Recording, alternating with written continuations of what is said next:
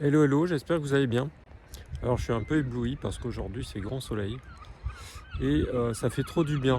Et je profitais donc de ma petite marche quotidienne sur la côte bretonne pour vous faire l'introduction de cette nouvelle vidéo qui va nous expliquer comment choisir sa lampe horticole et qui va donner un peu les bases, surtout aux débutants, pour choisir son matériel, décider comment on va l'installer, à quel endroit on va l'installer, etc.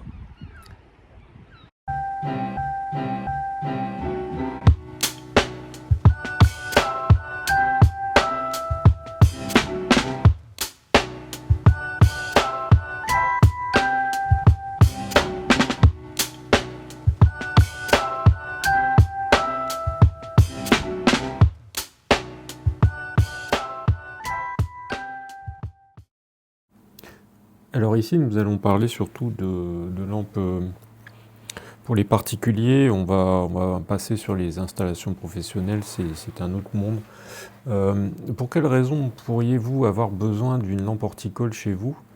Alors bon, la première raison, c'est la production de plantes, alors la production de semis par exemple, ou la production de micro-pousses.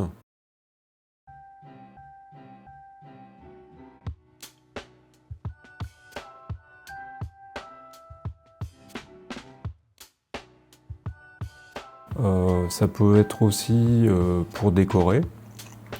Mettre en valeur, faire de la déco avec du vivant, avec des plantes, voilà, avoir une belle déco avec des plantes en bonne santé.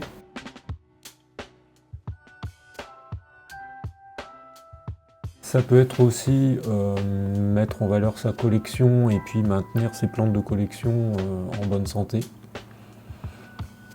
Ça peut être aussi de la production de plantes de collection.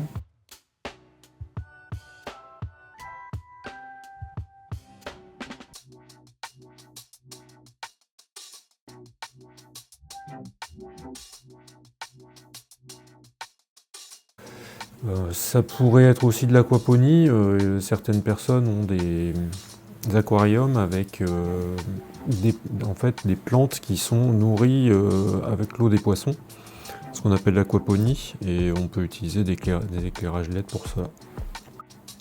Ça peut être aussi pour de l'hivernage de plantes, c'est-à-dire des plantes qui ne resteraient pas en bonne santé l'hiver chez nous en extérieur, à cause du gel par exemple, ou du manque de luminosité ou de la forte humidité.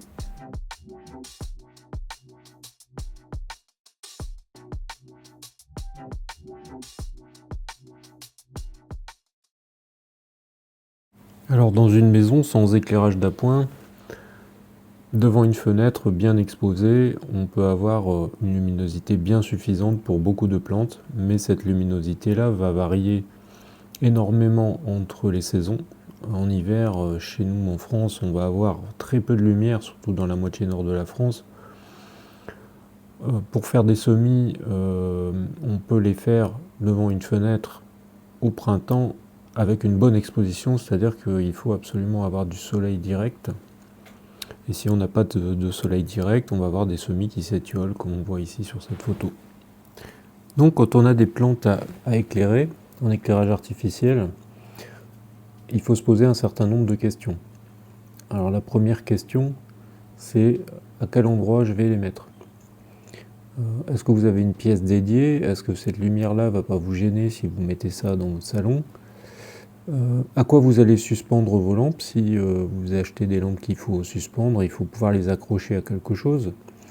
Donc il faut réfléchir au côté pratique. Alors il faut aussi que votre pièce ne soit pas trop chaude ou pas trop froide.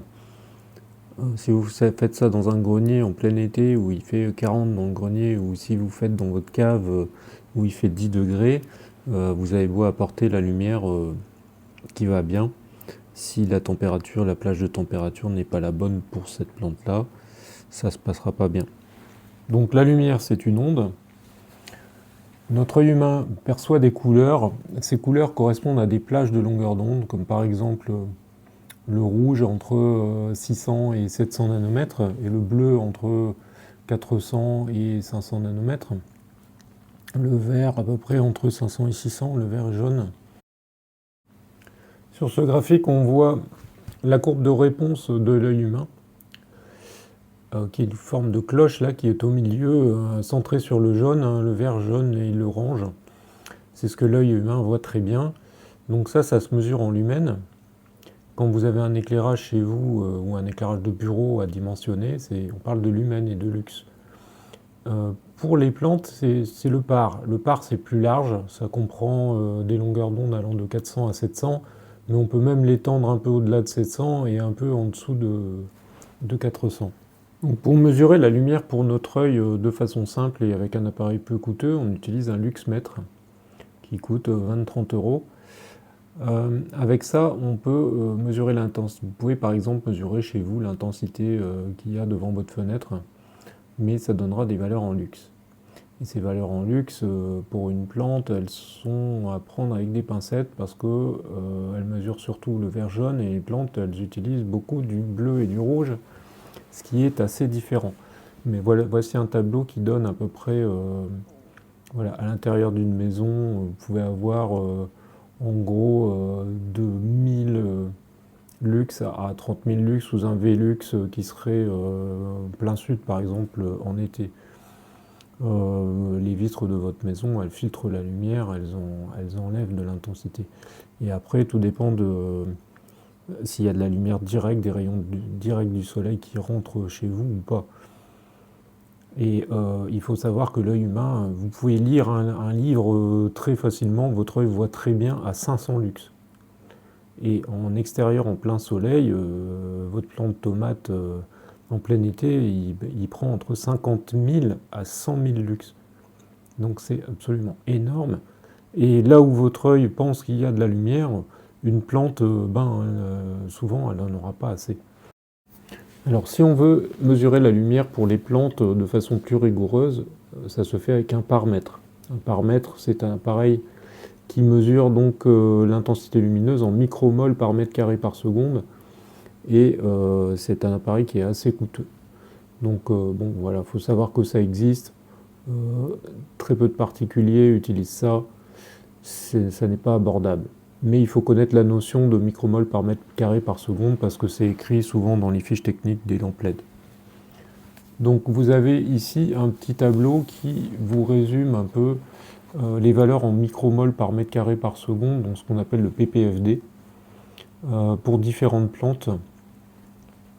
Donc par exemple en faible lumière, on a des plantes de sous-bois, des plantes qui sont à l'ombre des arbres, ou alors des jeunes semis, qui eux ont déjà des réserves qui leur permettent de se passer de lumière en fait. Donc on a 50 à 150 micromol par mètre carré par seconde, et ça équivaut à peu près à une puissance LED de 30 à 100 watts par mètre carré. Alors ça dépend un peu de l'efficacité de la lampe. Plus la lampe est efficace, moins elle va consommer pour donner un certain niveau de micromol par mètre carré par seconde. Donc vous avez ici ensuite d'autres exemples de valeurs de micromol par mètre carré avec des correspondances de puissance en watts par mètre carré pour différentes plantes. Donc ici un petit schéma pour illustrer la DLI, qui est la notion la plus importante pour les plantes. En fait, la DLI, c'est la Daily Light Integral, c'est la quantité de photons qu'une plante va recevoir pendant une journée. Donc une lampe émet des photons avec une certaine intensité. Donc c'est ça en fait les micromoles par mètre carré par seconde, c'est ce qu'elle émet à un instant T. Elle émet par exemple 300 de ppfd, 300 micromoles par mètre carré par seconde.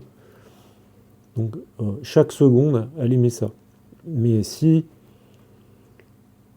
on multiplie ça avec la durée du jour, on obtient la DLI et on obtient la quantité d'énergie en gros que la plante va recevoir en une journée, et c'est ça qui est important. Si on a une lampe qui est faible et qu'on donne beaucoup d'heures par jour, ou alors qu'on a une lampe qui est plus puissante mais qu'on réduit la durée, on peut donner la même quantité d'énergie en fait dans les deux cas.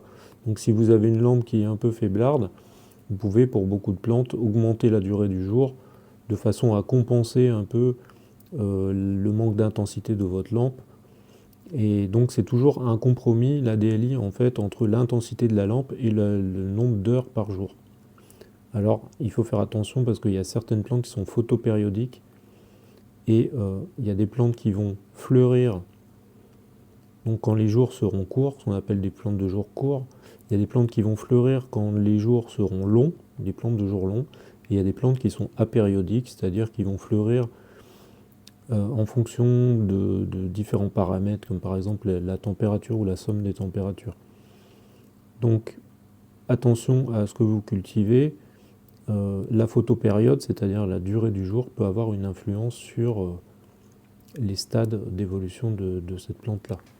Pour régler la durée du jour correspondant au type de plante et à sa DLI, nous utiliserons un timer. Alors il y a deux types de timers, des timers électroniques et des timers mécaniques. Les timers électroniques c'est mieux parce que ça garde sa programmation. Les mécaniques ça s'use, il y a des frottements, donc voilà. On favorise les timers électroniques, c'est beaucoup mieux. Ou alors il y a des lampes aussi maintenant qui sont directement équipées de timers. Mais là, à voir aussi en cas de coupure secteur, beaucoup perdent, notamment même les lampes qui sont sur des contrôleurs très évolués, peuvent perdre leur programme en cas de coupure de courant, ce qui est assez gênant. Alors maintenant, une autre notion, là, c'est la notion de spectre. On voit ici sur cette courbe ce qui s'appelle la courbe de McCree. C'est en fait, en gros, toutes les longueurs d'onde que les plantes utilisent. Voilà, on voit que ça va de 300 à 800, le plus important étant entre 400 et 700. Alors sur ce second graphe, on voit ici le spectre solaire à midi. Alors, une certaine époque de l'année, une certaine latitude, parce que ça varie tout le temps, ça varie même entre le matin, le midi, le soir. Ça varie toute la journée, ça varie aussi en fonction des saisons. Il faut savoir que les plantes n'utilisent pas toute la lumière qu'elles reçoivent. Et donc, ce qui est intéressant avec les lampes LED, c'est de ne leur donner que les longueurs d'onde qui sont importantes pour elles. C'est pour ça que on a des lampes horticoles avec des spectres différents. C'est pour ça qu'il y a plein de technologies différentes LED pour les plantes, et aussi en fonction des différentes plantes, elles ont des besoins en termes de spectres qui sont différents, et elles ont des besoins en termes de spectres différents aussi en fonction des phases. Si par exemple elles sont en croissance, elles ont besoin d'un spectre plus riche en bleu. Si elles sont en floraison, elles ont besoin d'un spectre plus riche en rouge. Mais après, ça dépend aussi des espèces, parce que par exemple, la croissance des succulentes ou des cactus utilise plus de rouge que de bleu. Ici, sur ce graphe, on voit une LED blanche, donc qui est fabriquée à base d'une puce bleue, sur laquelle on met une couche de phosphore, qui va étaler le spectre sur toute la longueur sur toute la zone du visible. Et on voit un fort pic bleu, et ensuite on voit un creux vers 480 nanomètres, et ensuite ça remonte avec un pic vers 550. Donc là, c'est ce qui est intéressant pour notre œil. Donc c'est ce type de LED qui équipe nos éclairages de maisons, de bureaux, etc., de rues. Le problème, c'est que pour les plantes, vers 650, entre 600 et 700, il y a peu de rouge. Donc on utilise ce type de LED là dans les éclairages horticoles, mais on y rajoute du rouge. Ici on voit le graphe de spectre de mes U-Spectrum, alors qui utilise différentes LED blanches et différentes LED rouges. Une rouge a un pic de 660 nanomètres, qui est le rouge le plus efficace pour les plantes. Du spectre signal dans l'infrarouge, enfin dans le rouge lointain, c'est-à-dire entre le rouge et l'infrarouge. Une zone dans le vert jaune orange qui est très élevé, qui montre qu'on utilise des LED qui sont de température plutôt chaude. Si vous allez chez un fabricant de luminaires ou dans un magasin de bricolage pour vous acheter un éclairage, vous allez voir en fait sur les ampoules LED, les ampoules à filaments, etc. Il y a une température de couleur qui est marquée. Donc c'est aussi marqué warm white, cool white. Donc blanc chaud, blanc froid, ou blanc neutre, ou daily, blanc couleur du jour. Donc les couleurs du jour, c'est 4000K à peu près. 2007, c'est du blanc chaud. Le 6005 c'est du blanc froid. Alors plus le blanc est froid, plus il y a un pic bleu important. Plus le blanc est chaud, plus le rouge est important, le jaune rouge est important. Le 4000 il est neutre. Donc l'indice de rendu des couleurs IRC ou CRI en anglais, Color Rendering Index, c'est ce qui va en fait faire que vous voyez les vraies couleurs de vos plantes. Ou par exemple, quand j'étais très jeune, ma mère, quand elle allait dans un magasin pour voir les vraies couleurs des vêtements, elle disait faut aller dehors pour regarder la vraie couleur de la chemise. Bon, maintenant il y a des éclairages qui font qu'on voit très bien toutes les couleurs. Alors ce sont des éclairages qui sont très full spectrum, très sunlight, donc avec un spectre assez similaire à celui du soleil, dans lequel il y a toutes les longueurs d'onde représentées, un peu comme sur ce graphe ou sur cette LED. Le rendu des couleurs type sunlight, c'est très intéressant pour les plantes parce que ça donne une lumière qui est quasi identique à celle du soleil. Donc là, on ne peut pas se tromper. Toutes les plantes aimeront ce type de lumière. Mais le problème de ce type de lumière, c'est que souvent, ça consomme beaucoup. Et donc, les fabricants de lumière horticole travaillent le spectre pour mettre de l'énergie dans les longueurs d'onde qui correspondent aux besoins de la plante que l'on veut cultiver.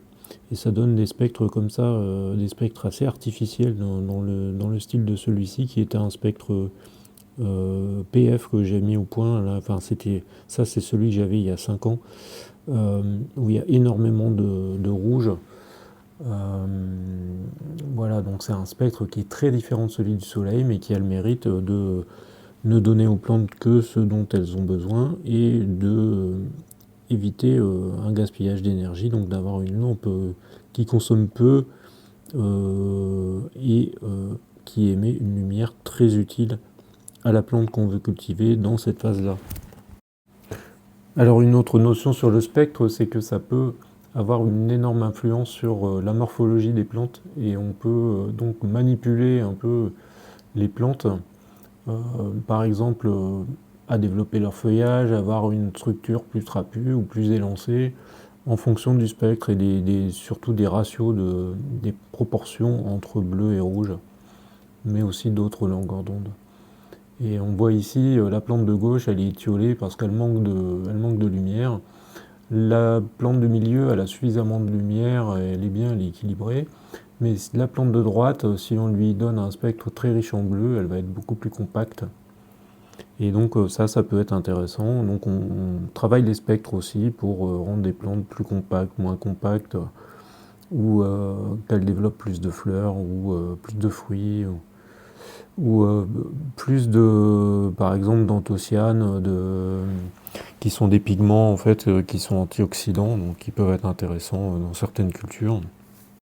Pour revenir sur les éclairages à haut indice de rendu des couleurs, c'est très intéressant pour des cultures décoratives, quand on veut faire des cultures déco, des cultures de plantes de collection. C'est très intéressant d'avoir des IRC supérieurs à 90. C'est le cas du Spectrum qui a un IRC de 93. Et on voit cette photo de plantes, ces photos de plantes faites sous Spectrum. On voit parfaitement toutes les couleurs. Ici sur cette photo, on voit des semis que j'avais fait en 2014. À cette époque-là, les lampes avaient relativement peu de LED blanche. Et l'indice de rendu des couleurs était vraiment très mauvais, de l'ordre de 50-60. Alors les plantes poussaient très très bien, mais il manquait du blanc et du fait c'était difficile d'appréhender les vraies couleurs des plantes et on voyait vraiment toutes les lampes LED horticoles à cette époque-là avaient une couleur plutôt violette, on appelait du purple. Après on a fait du blurple, c'est-à-dire on a pris du purple, on a rajouté du blanc. Maintenant que les LED blanches sont très efficaces et relativement pas chères, on associe surtout du blanc avec du rouge. Alors l'avant-dernière notion que je vais aborder dans cette vidéo, c'est la surface couverte par un éclairage. Alors vous, quand vous projetez d'acheter une lampe horticole, en fait, la première chose que vous devez déterminer, c'est quelle surface de plante vous avez. à peu près. Et en fonction de cette surface-là, vous allez choisir une lampe qui est adaptée à cette surface-là. Vous n'allez pas pouvoir mettre une lampe de 10 watts si vous avez 2 mètres carrés, c'est pas possible. Donc après, ce qu'il faut savoir, c'est que plus vous placez une lampe en hauteur, plus elle couvre une grande surface. Donc si par exemple vous faites de l'hivernage, vous avez 2 mètres carrés d'éonium à couvrir, il faut pouvoir placer une lampe assez haut, donc il faut pouvoir la suspendre à quelque chose. Plus vous allez placer la lampe haut, plus cette lampe va arroser entre guillemets une grande surface, mais l'intensité lumineuse va décroître avec la hauteur de la lampe. Plus vous allez remonter la lampe, plus l'intensité lumineuse va décroître. Et plus vous allez descendre la lampe, plus vous allez donner de lumière à vos plantes, mais sur une surface plus réduite, donc à moins de plantes. La dernière notion que je vais aborder dans cette vidéo, c'est la notion d'homogénéité, de répartition de la lumière. En fait, un éclairage artificiel ne répartit jamais la lumière de façon égale, de façon homogène. Il y a toujours des zones plus éclairées, des zones moins éclairées. Alors en général, on a toujours le maximum de lumière sous le milieu du panneau ou de la barre, ou juste sous l'ampoule. Et quand on s'écarte sur les côtés, ça diminue. Alors, suivant les technologies des LED, on peut avoir une répartition plus ou moins homogène, et aussi c'est très lié à l'installation de la lampe, sa hauteur, la puissance qu'elle émet. Voilà, le réglage de puissance et de hauteur est très déterminant pour obtenir une répartition lumineuse homogène. Alors souvent, quand j'utilise en fait ce manque d'homogénéité, par exemple avec mes U-Spectrum, pour placer les plantes qui ont besoin de moins de lumière sur les côtés, et placer au centre celles qui sont les plus demandeuses. Par exemple, quand j'ai une étagère avec des plantes de collection, si j'ai des petites boutures, je les mets sur les côtés, à chaque bout. Et si je les mets, voilà, et les plantes qui sont très demandeuses, mes plus belles plantes, les plus demandeuses en lumière, je les mets plutôt vers le milieu. Ici, on voit ce qui s'appelle une par map, c'est-à-dire c'est une mesure du ppfd en micromol par mètre carré par seconde, en fonction de la position sous la lampe. Donc on voit ici pour des U-Spectrum, un U-Spectrum de 120 cm, on voit en fait le tableau du haut, il est à 30 cm de la lampe, le deuxième tableau il est à 45 cm, et le troisième tableau est à 60 cm. Et vous avez les valeurs donc à 30 cm sur un U-Spectrum de 100 watts 1,20 m, vous avez au centre 420 micromoles, et au bout vous avez 251 micromoles. Si vous le relevez à 60 cm, vous avez 184, donc c'est passé de 420 à 184, et au bout vous avez 127. Donc c'est divisé par 2 à peu près avec la hauteur.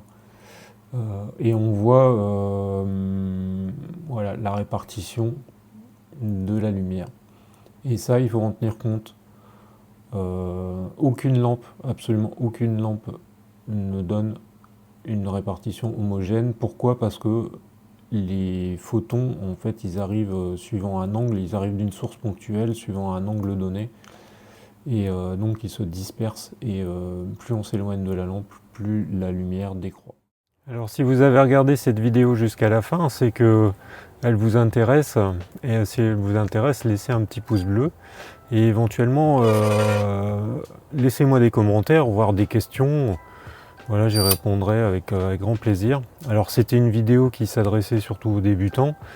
Ici je ne suis pas rentré dans le détail, j'ai posé simplement les bases des notions pour comprendre de l'éclairage horticole. Je pourrais en parler pendant des heures, voire plusieurs jours, parce que c'est un sujet qui est extrêmement vaste, qui est à la croisée de la biologie, de la physique, de l'électronique, etc. Donc c'est très vaste comme sujet. Il y a plein de notions à aborder, plein d'expériences intéressantes à faire. Donc voilà, c'est une première vidéo avec du contenu avec un contenu costaud. Je vais développer après chaque point, donc je ferai des vidéos en détail sur les spectres, sur les différentes technologies de lampes, je ferai des tests comparatifs. J'ai acheté sur mes propres deniers des petites lampes à pince, des gros panneaux, un peu tout ce qui se fait sur le marché, et puis je ferai du déballage et puis des tests et des mesures là-dessus pour vous montrer en fait ce que ça vaut, dans quel cas il faut les utiliser, voilà, et vous apporter mes éclairages sur le sujet. Voilà. Donc je vous dis à très bientôt et passez un très bon week-end.